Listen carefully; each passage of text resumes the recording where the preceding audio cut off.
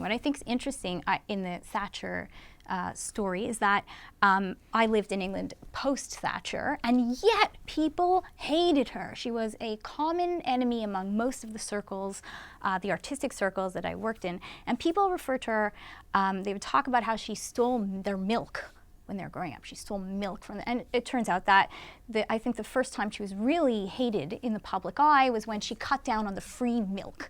And I think that's very interesting because apparently that legislation had actually been going on before she was being held accountable for it. But the image of the woman or the mother stopping the milk is, I think, an image that stuck with people. Well, she was stopping the free milk. The free milk, the free milk. It's not like there wasn't milk available in the UK, but Yes. you're absolutely right. I The mean, maternal imagery around her has Yes. been amazing. Yes. well, or the lack of it, really. Well, just like the fact that's being constantly invoked. I've been very surprised. I guess I wasn't expecting. I'm not British and I haven't lived in London, but I've been really surprised at the outpouring. Everybody has a column about Margaret Thatcher, and so much of it, uses maternal imagery either to demonstrate what she wasn't able to provide, or at all. I mean, you just don't see that with men. It's so ironic, though, because in many ways, I mean, I also wrote about her,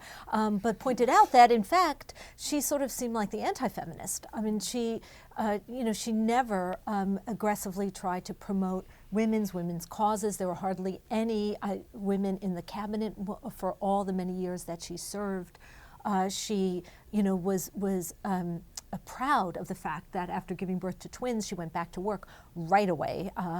She really kind of, I think to some degree, represented the worst of that phase of feminism in which you really just have to be tougher than the man to get ahead. But honestly, Jane, the first person who, I'm not even talking about breaking the glass ceiling, I'm just talking about getting into the door.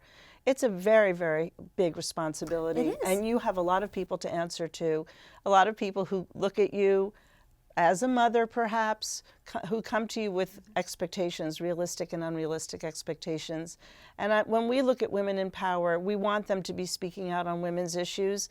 And I think for most women, and I'm speaking particularly about women who I know, particularly those of us who are in this first stage of women who are ordained, you have to think about whether where are you going to identify? Are you going to be a rabbi who happens to be a woman, or a woman who is a rabbi?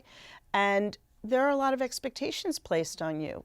We all were figuring this out. Now, Thatcher was an adult. Those are not placed on men, right? They are not can placed just on men. Be whatever he's going to be, and no one's like, this person has to represent all men. Well, I mean, if it's a black man. I was going to say that President Obama is in that situation of, Right. What is he going to do for the African American community, whereas a white guy in the White House doesn't have Nobody any was wondering particular... that about Mitt Romney.